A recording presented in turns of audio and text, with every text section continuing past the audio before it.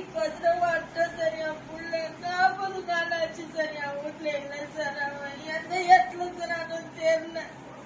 என் புள்ளைய கண்டுபிடிச்சி கொடுத்துருங்க சார் சீக்கிரமா. அந்த பொண்ணோட தாங்க உள்ளது பாவம் சார். மாசம் நாங்க எங்க போய் தேடுது சார். எந்த போலீஸ்காரங்களும் தோன்றாங்க.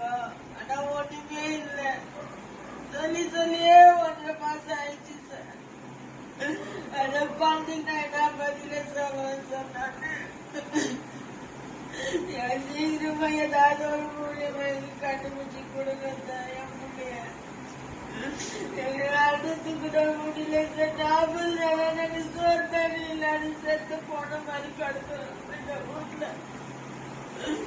ஐயோ,